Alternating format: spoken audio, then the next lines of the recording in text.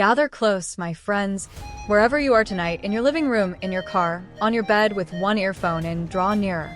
Because tonight we cross oceans and years to breathe life into a story the world almost forgot. A story that reveals not just who Americans are, but who humans can become when fear bangs on the door and we decide to answer with courage instead. We begin high above the Atlantic Ocean, at 41,000 feet, where the sky is thin, the world is quiet, and humanity sits suspended between two continents. American Airlines Flight 903, a Boeing 777, a flying city of metal and hope. 378 souls on board, souls from everywhere, carrying dreams from everywhere. Just before I introduce you to a few, I am your host, yours truly, Male Dopsy. Your life's a journey, every step's a page, every story told, another voice engraved. We all got lessons, let's spit them with pride. Straight from the heart, now let's take this ride.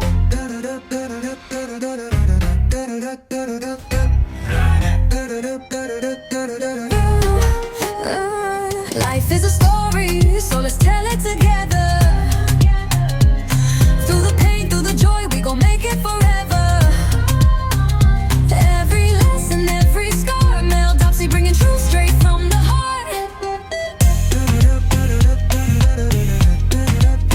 Yo, I've been through the highs, I've been through the lows. I learned real fast, that's just how it goes. Life ain't a straight line, it's full of detours. Every closed door just opens up three more. Man, I done seen struggle, I done seen pain, but I never let the dark days drive me insane. Every loss was a lesson, every fall made me wise. Now I'm here telling stories, open up your eyes. Don't be afraid to speak your truth. Chapter 1. There was a Nigerian grandmother, Mama Tola, holding her first passport like it was a holy scripture, her eyes wide with the wonder of her first journey outside of Africa. There was a Japanese violinist named Akiko, her fingers resting gently on the case that held the only family heirloom she had left. A newly admitted Iraqi refugee family, Basim, Hannah, and their little daughter Amal, beginning a life they had begged God for. A Marine sergeant heading home to surprise his mother. A Wall Street banker, exhausted but proud of the deal he had just closed. And a 9-year-old boy named Malik, flying alone to meet the American father he had never seen. And up front, in the cockpit, sat two pilots who carried history in their blood. Captain Beverly "Bev" Thompson, 52 years old, daughter of a Tuskegee airman, a woman whose hands had guided thousands safely home. And to her right, First Officer Marcus Washington, 38, former Navy pilot from Detroit, a man who flew not just with skill, but with purpose. They were what the airline called a heritage crew, two black pilots flying the American flag across the Atlantic, a sight that still made strangers stare with pride and sometimes with disbelief. But this flight, this ordinary September day in 2008, was about to become anything but ordinary.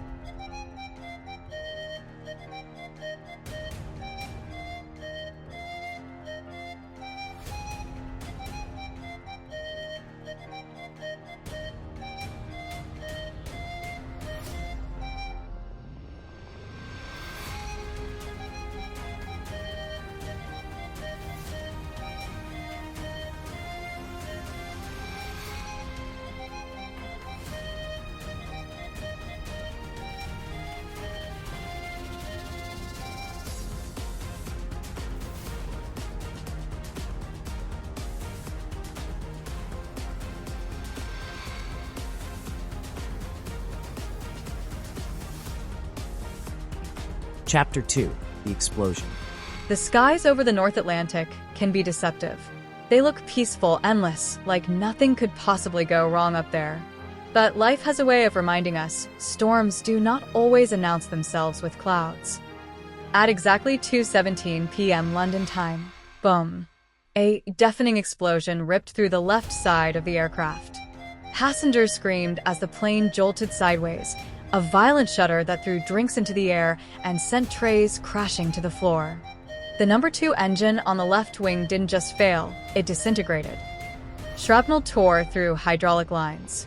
Electrical panels flickered. Pressure dropped. The aircraft rolled hard, like a wounded eagle stabbed in mid-flight. Inside the cockpit, chaos. Alarm, after alarm, after alarm, lights flashing red across the instrument panel. Marcus grabbed the yoke with both hands. The controls were stiff, heavy, as if someone had poured cement into the hydraulic system. "Bev," he shouted, "we're losing hydraulics. I can barely move her." Captain Thompson didn't panic. Her voice didn't rise. Her hands didn't shake. She had flown too many storms for that. She just stared into the horizon and said quietly, "Hold her steady, don't fight her. Feel her." But in her heart, Bev Thompson knew the truth. This was not a malfunction. This was not turbulence. This was a catastrophic engine failure at 41,000 feet over the coldest stretch of the Atlantic Ocean. She picked up the intercom, and when she spoke, her voice carried the steadiness of a mother who refuses to let fear inside her home. "Ladies and gentlemen, this is your captain. We've had an engine failure. Nothing we can't handle. Please remain seated and follow the crew's instructions." But inside that cockpit, between herself and Marcus, she said the words she would never broadcast. "Marcus, we're not going to make Chicago. We're not making Canada. Bev, we might not make land at all." And in that moment, suspended above endless blue, Captain Thompson had to choose between protocol and humanity.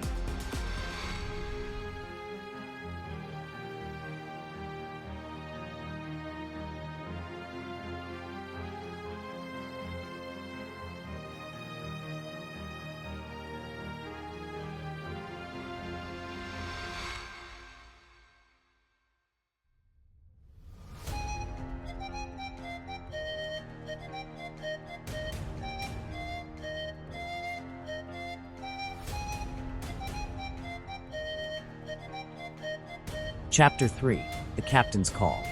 She lifted the intercom again, slowly, knowing her next words might be the difference between panic and unity. "Folks, this is Captain Thompson again. I need every able-bodied person to listen very carefully. We are in trouble, real trouble." But she didn't let fear take the front seat. "We are Americans and guests in the American sky, and we do not quit." She told them to brace the cabin.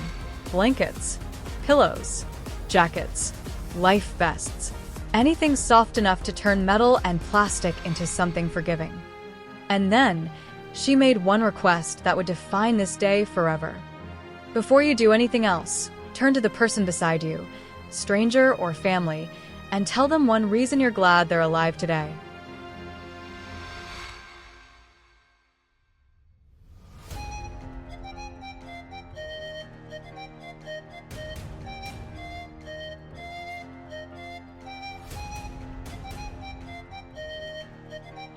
This was the moment the cabin changed.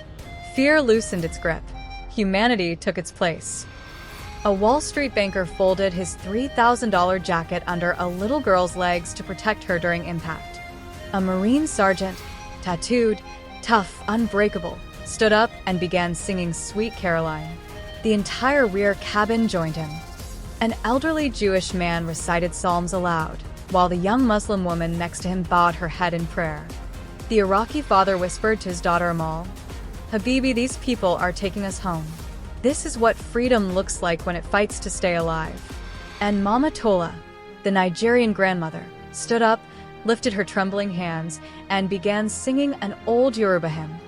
And half the plane, half of people who didn't know a single word of her language, hummed the melody right along with her.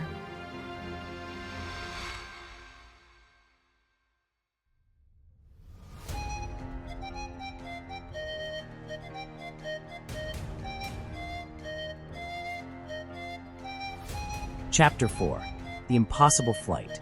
While the cabin united, while strangers held hands and sang, two pilots up front were fighting a different kind of battle. Bev and Marcus were trying to hold the wings of a wounded giant steady over an unforgiving ocean. With almost no hydraulic pressure left, the controls had gone rigid. Not stiff, rigid. The 777 felt like a stone, not a machine. Every movement of the yoke demanded strength. Every correction needed precision. Every breath felt like borrowed time. Marcus's voice cut through the alarms. Bev, she's drifting left again. I can't get her stable. Captain Thompson didn't raise her voice. Ease the right engine, tap the trim by 0.5. That's it, feel her, feel her. The aircraft groaned. Metal strained. Wings flexed unnaturally in the cold, thin air. But slowly, painfully, they managed to regain some control. Not full control, but enough to aim the nose south. Toward the Azores.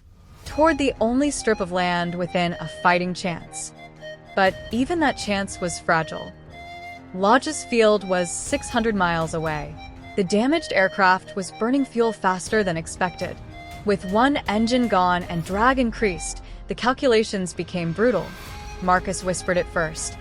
Bev, we're gonna run out of fuel 180 miles short. Captain Thompson closed her eyes for half a second.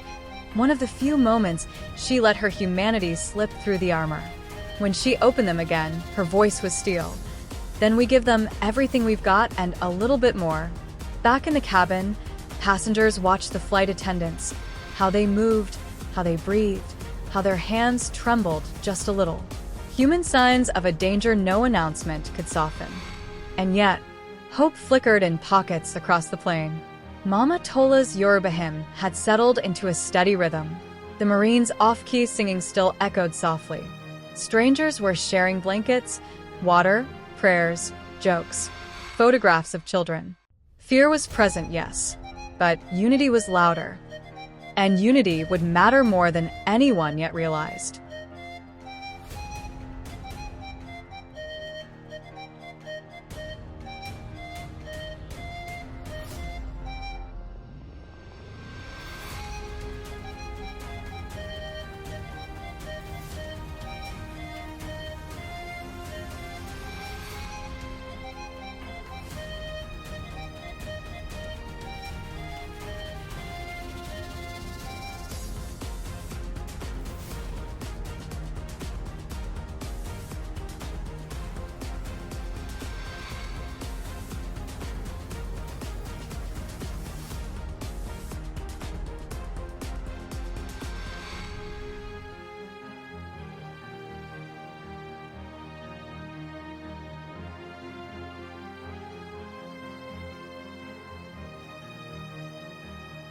Chapter 5.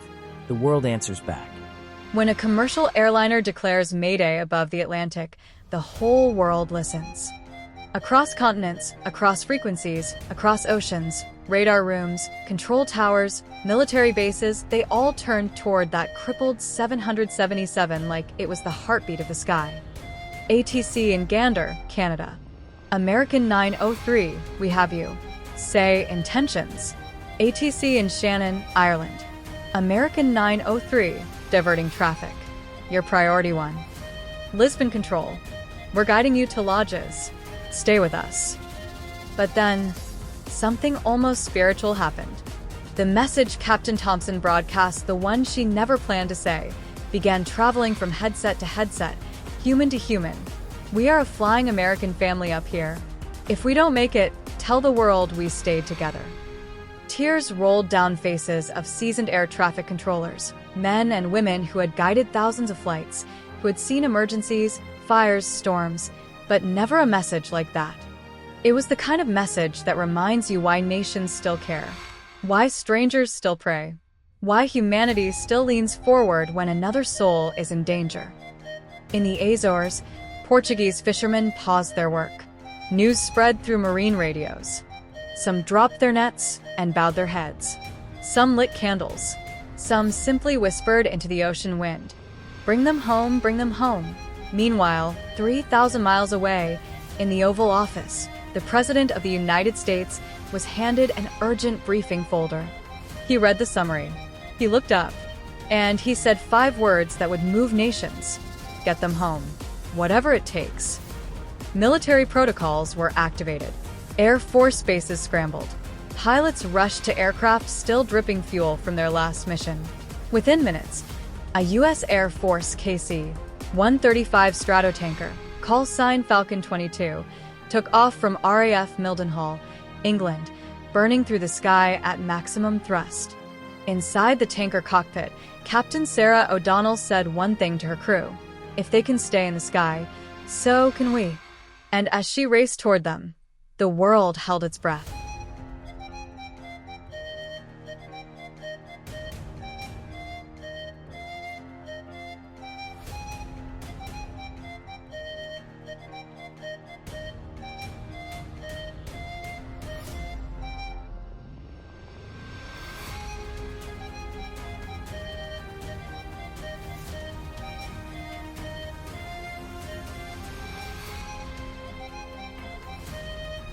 Chapter 6. The cabin becomes a chapel. While pilots and presidents moved pieces in the sky, and on the ground inside the cabin of Flight 903, something quietly holy was taking shape. The passengers had transformed the space into a sacred place, a chapel made of fear and courage, woven together with song. The Houston doctor walked the aisles like a shepherd tending a flock. He checked pulses, reassured trembling hands, smiled at children. The Marine sergeant now hummed instead of singing, a low, steady hum meant to calm the nervous. 3 college students used their sweatshirts to build cushioning for elderly passengers. The Japanese violinist closed her eyes and began drawing the melody of Clair de Lune in the air with her fingers, imagining each note calming the storm. A rabbi, an imam, and a Catholic priest stood together near the galley, 3 men of 3 faiths, praying in 3 languages for one plane. And then there was Malik, the little boy flying alone. He picked up the old seatback phone and dialed the only number he knew, his father's. Daddy. Malik. Oh God, Malik. Daddy, the pilot lady says we might crash. But Daddy, everybody is being so nice. A soldier gave me his hat. I got 3 blankets. I'm not scared anymore. I promise. On the other end of the line, his father broke. His scream echoed through the receiver, through the cabin walls, through the cockpit. Marcus turned his head away so Bev wouldn't see the tear that fell. And then Captain Thompson did something few pilots ever do during emergencies. She picked up the intercom again, but this time it wasn't instruction. It was heart. 30 minutes to the Azores. I'm not promising miracles, but I am promising you this. I will put this airplane on the ground with everything I have. Your job is to hold each other up. Sing if you want. Pray if you want. But do not let go of each other. And then, the most American thing that ever happened at 41,000 feet took place. Someone started chanting, USA, USA, but a Kenyan woman stood, her voice firm, her eyes full of love. No, not just USA. We are the world on this plane, and we are going home together. So they changed it. One world, one world, one world, voices swell. Unity, humanity. The sound rose until it filled the cabin like a hymn, like the sky itself was listening. And outside the left window, far in the distance, something glimmered. The U.S. Air Force tanker, arriving like a guardian in the storm.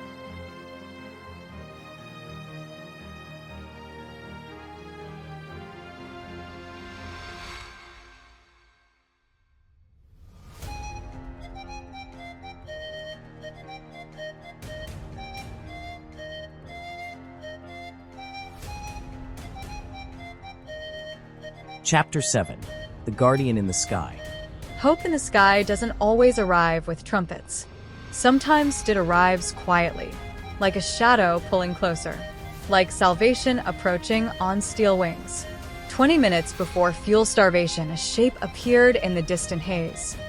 A KC-135 Stratotanker, call sign Falcon 22, flying faster than tankers are meant to fly, chasing a wounded 777 across the Atlantic like a guardian angel refusing to be late.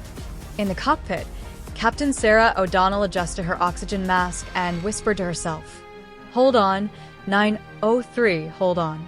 I'm coming." She pulled alongside the damaged aircraft, so close she could see individual scratches on the 777's fuselage. Marcus blinked in disbelief. Captain Thompson whispered, "Would you look at that, they came." The tanker pilot raised her gloved hand and saluted. A long, slow, military salute, the kind that carries a whole nation inside it. And Bev Thompson, who had not cried once during the entire emergency, felt her throat tighten. Because in that moment, 2 aircraft, 2 crews, 2 missions became one heartbeat. The KC-135 slid beneath the belly of the 777, in winds strong enough to push a ship sideways. This was not protocol, not standard, not safe. Refueling a stable military aircraft is challenging. Refueling a dying civilian airliner? Nearly unheard of. But Sarah O'Donnell wasn't thinking about records. She was thinking about 378 souls above her. She steadied the tanker, aligned the boom, matched speed with surgical precision, and then, clunk, contact. Fuel began to flow. The 777 shuddered with renewed life, like a heart that had been failing suddenly beating again. The cabin erupted in tears, in applause, in prayers. A woman shouted, "God bless America." Another shouted back, "God bless the whole world today." Marcus exhaled. "Bev, we've got a chance." "Then let's not waste it," she replied. The tanker stayed with them for 180 miles, through turbulence, wind shears, and unforgiving skies, until the Azores finally appeared beneath the wing, like a promise.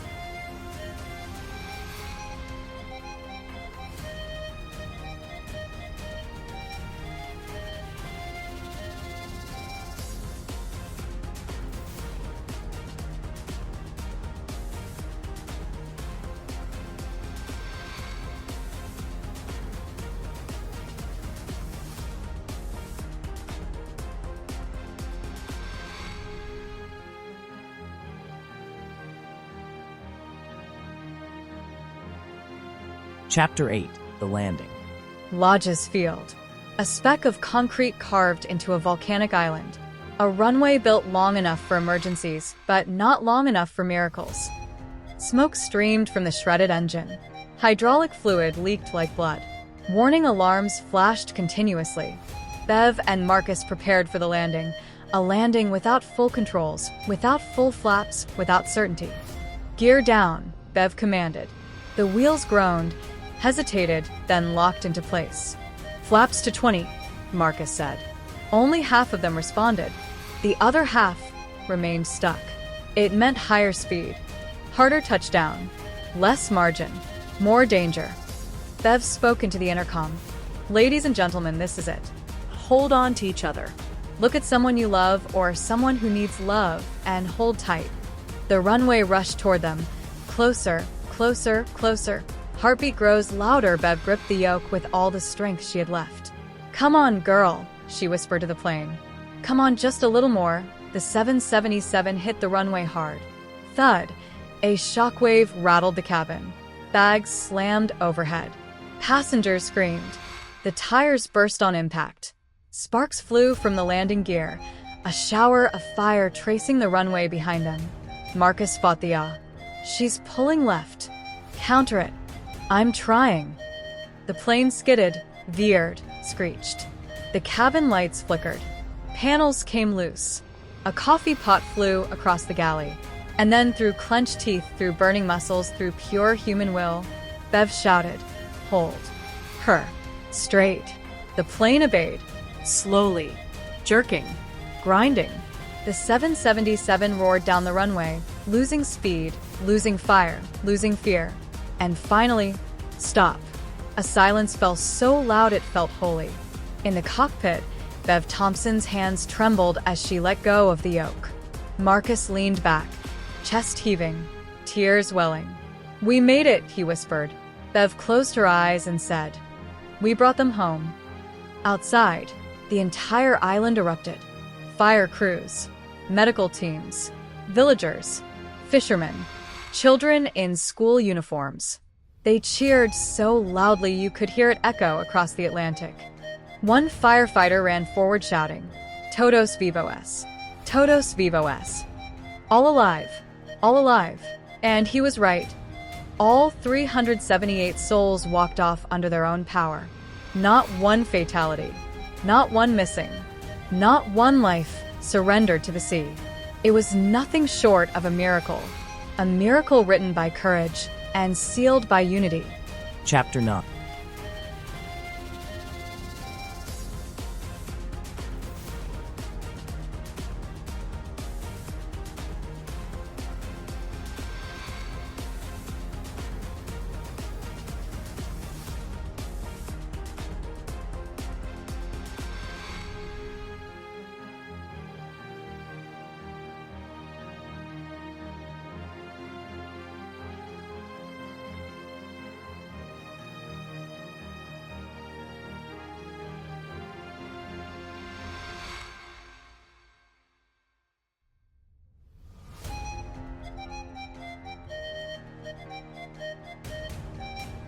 Chapter 9.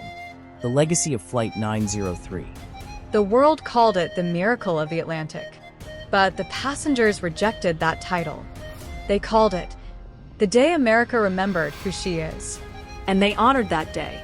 Every year, in Chicago, in London, in Lagos, in Baghdad, in Tokyo, in Nashville, in Detroit, people who were strangers that morning, now family for life. They created the Flight 903 Family Foundation. They built a small school in the Azores. They raised scholarship funds for children of color dreaming of flying. And Malik, little Malik, the boy flying to meet a father he'd never seen, he grew up. He chased the sky. He earned his wings. And on the day he became captain, he requested one specific first officer.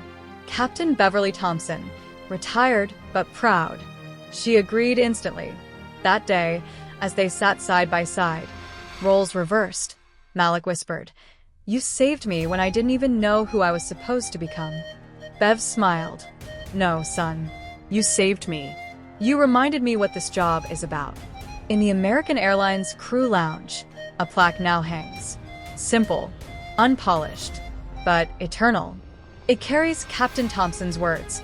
We were black, white, Christian, Muslim, gay, straight, immigrant, native-born. But when the sky tried to take us, we answered with one voice. Not today. Because being American is not about birth, but about holding a stranger's hand when the engines quit. That plaque has become a pilgrimage spot for pilots, for crew, for travelers who need to remember we're not alone. Final reflection. What this means for US. My friends, if you hear nothing else tonight, hear this. In a world shouting about division, in a world arguing about identities, in a world drowning in headlines about what separates us, Flight 903 reminds us of a truth older than borders. Humanity is at its best when we reach across the aisle and say, "I've got you." That flight carried the world. Nigeria, Germany, Japan, America, Kenya, Ireland, Portugal, India, Mexico, China. And not a single person asked, "What's your religion? What's your politics? What's your passport?" no. What they asked was, "Are you okay? Do you need a blanket? Can I hold your hand?" This is what America was built to be. Not perfect, not without struggle, but a beacon, a place where strangers protect strangers, and freedom means everybody gets home alive. So, the next time you hear someone say America is divided, remember the Marine who sang off-key just to calm a child. Remember Mama Tola's Yoruba hymn that soothed people who didn't even know her language. Remember the Jewish man and the Muslim woman praying side by side. Remember the Air Force crew who risked everything in impossible winds for people they'd never met. Remember the pilots who refused to let the ocean win. And remember the boy who grew up to fly the very skies that once tried to take him. My friends, that is the flying American first. That is the great American. And as long as one of us is willing to stuff a blanket under a child's seat, or give up a jacket for a stranger, or whisper a prayer for someone we don't know, then the soul of this nation is not just alive. It is soaring. This has been episode 2 of the long-form LSFH series. If this story touched you, share it. The world still needs reminders that when goodness spreads its wings, it can carry us all the way home. Good night, family, and God bless the flying American spirit wherever it beats across this beautiful, broken, hopeful world. I remain your host, male Dopsy.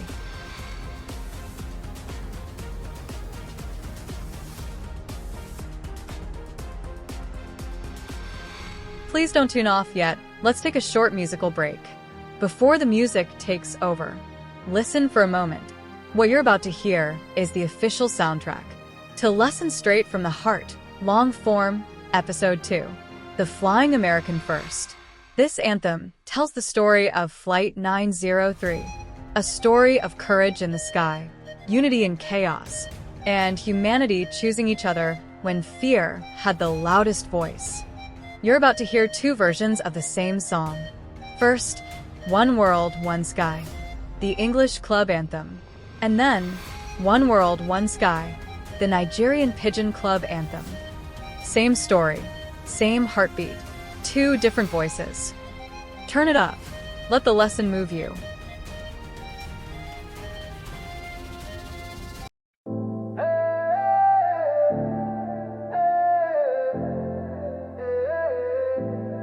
Flight 903. We still fly. One world, one sky. Hold my hand, don't let go. Engine on fire, but our hearts still glow. One world, one sky. Feel the drum inside. Mel Dopsy, tell the story. Lessons straight from the heart. We rise.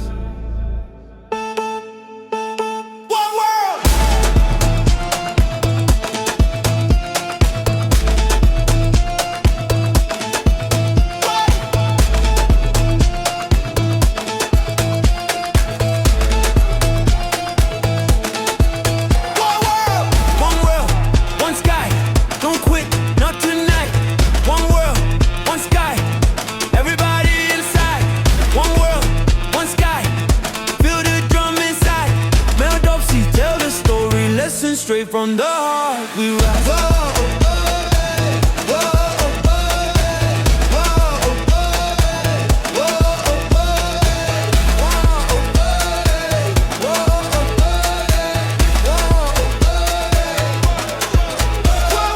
Nine to the 3 in the sky, 41 high. Mama singing prayers while the engine cry. Little boy Malik, fear in his eyes. Pilot say, hold on, whole plane unite. Different skin, different tongue, same breath.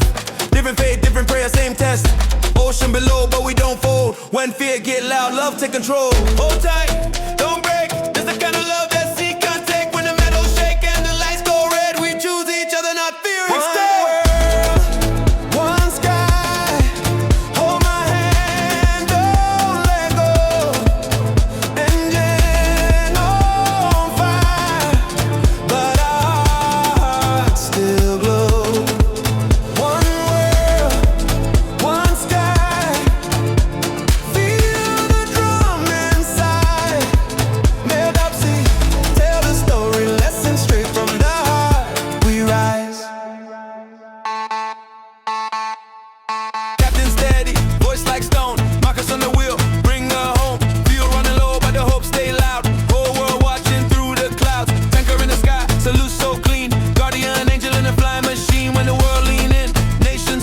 Not today, ocean, not today.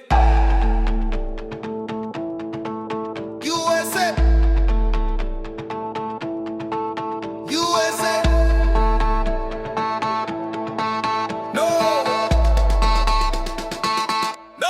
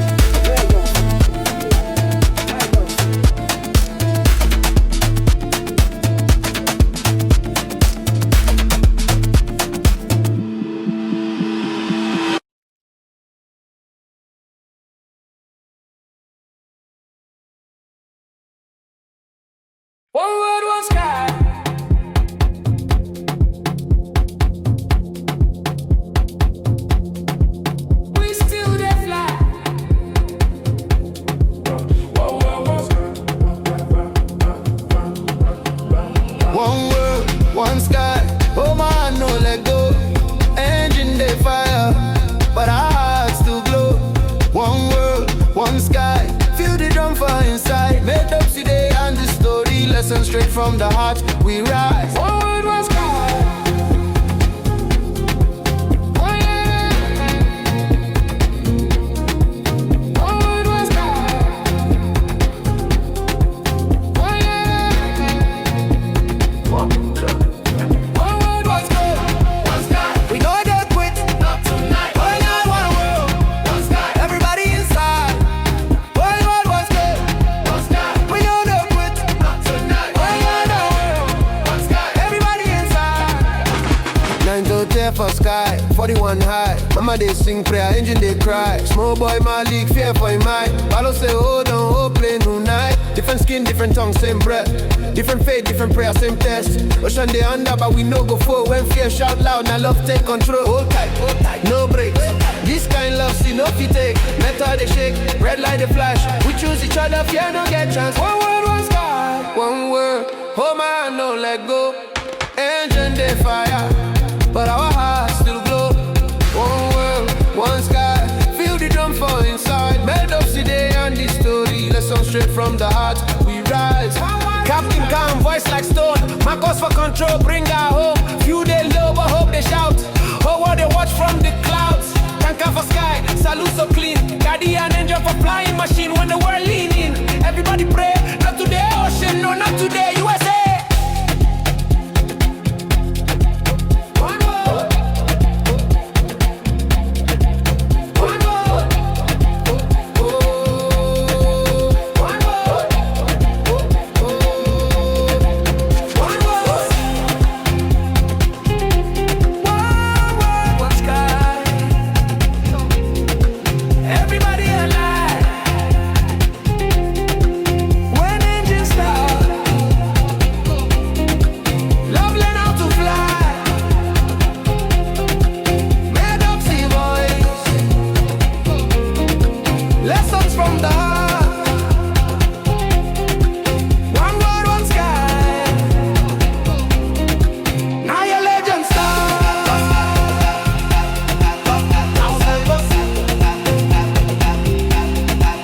Made up sea.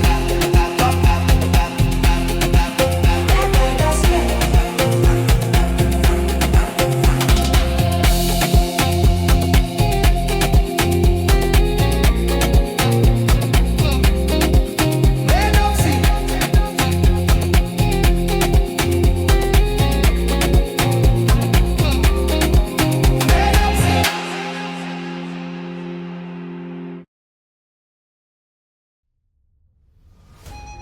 Now it's your turn.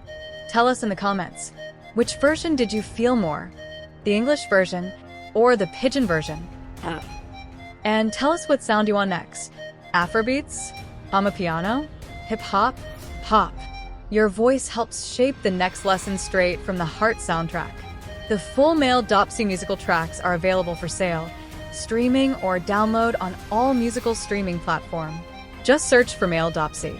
Like, share. Subscribe to Male Dopsy. Because every story deserves a sound, and every sound carries a lesson.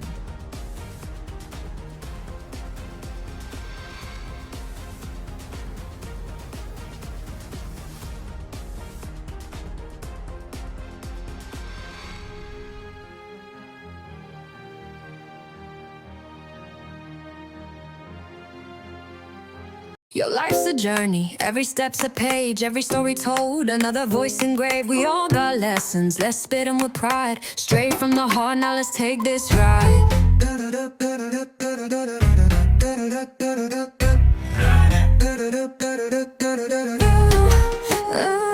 Life is a story, so let's tell it together. Through the pain, through the joy, we gon' make it forever. Every lesson, every scar, Male Dopsy bringing truth straight from the heart.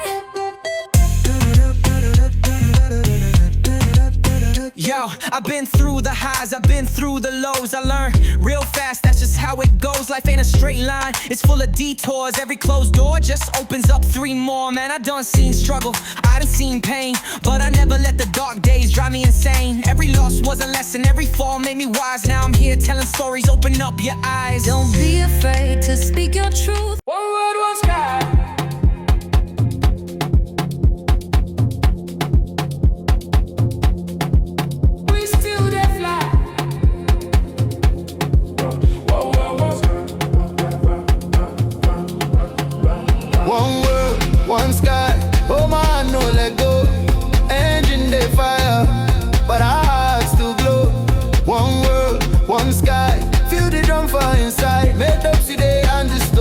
lesson straight from the heart. We rise. Forward, one sky.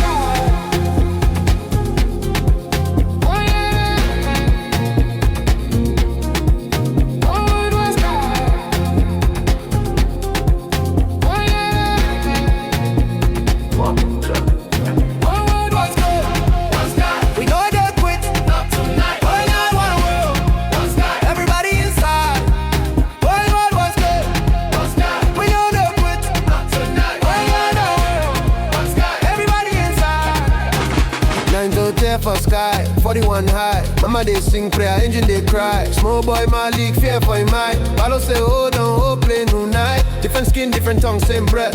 Different faith, different prayer, same test. Ocean they under, but we no go for. When fear shout loud, now love take control. Hold tight, no breaks. This kind love, see no fit take. Metal they shake, red light they flash. We choose each other, fear no get chance. One word, one sky, one word. Hold my hand, no let go. Engine they fire, but our hearts still glow.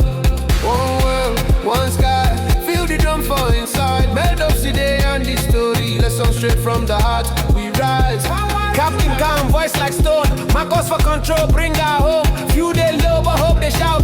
Oh, what they watch from the clouds. Tanker for sky, salute so clean. Guardian angel for flying machine. When the world leaning, everybody pray. Not today, ocean, no, not today, USA.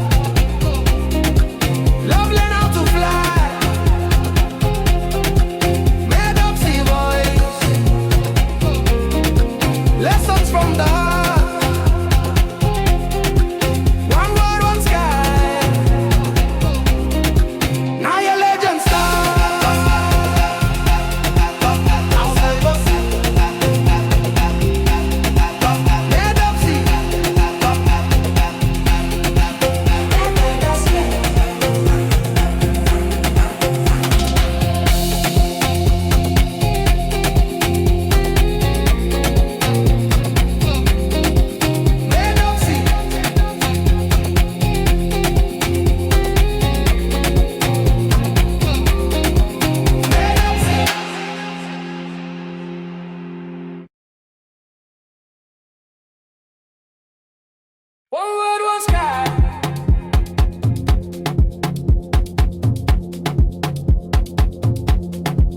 We still there fly.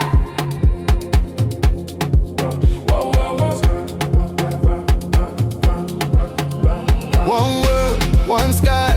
Oh man, no let go. Engine they fire, but our hearts still glow. One world, one sky. Feel the drum for inside. Made Dopsy day and the story. Lesson straight from the heart. We rise. One word, one sky. Oh yeah. One word, one sky. Oh yeah. One word, one sky.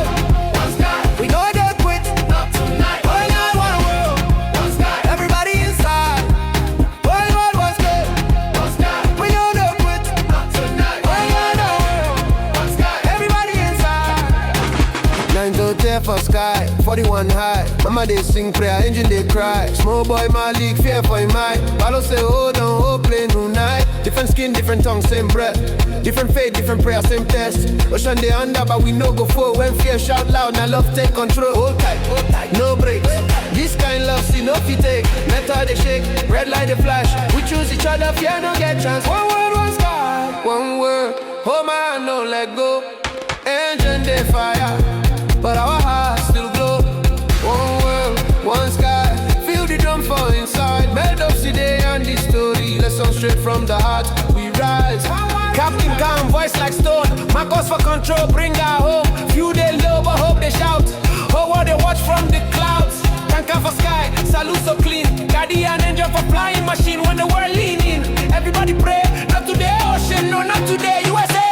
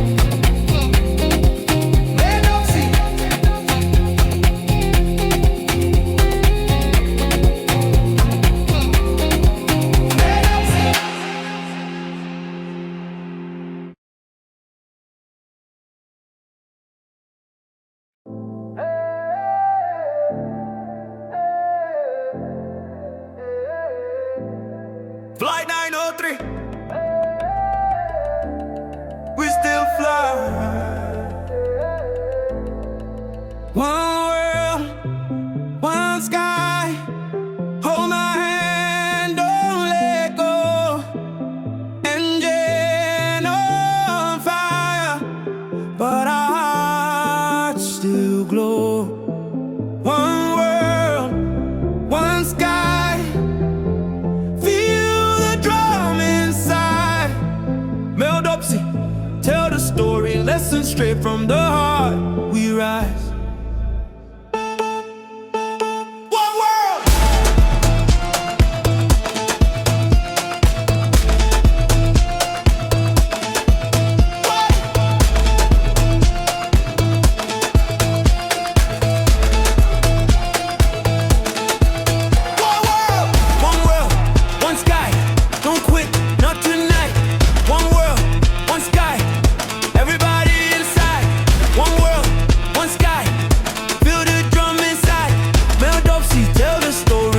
Straight from the heart, we rise. Whoa, oh, oh, whoa, oh, oh, whoa, oh, oh, 9 to the 3 in the sky, 41 high. Mama singing prayers while the engine cry. Little boy Malik, fear in his eyes. Pilot say, hold on, whole plane unite. Different skin, different tongue, same breath. Different faith, different prayer, same test. Ocean below, but we don't fold. When fear get loud, love take control. Hold tight, don't break. This the kind of love that sea can't take. When the metals shake and the lights go red, we choose each other, not fear. One world, one sky. Hold my hand, don't let go. Engine on fire, but our hearts still glow.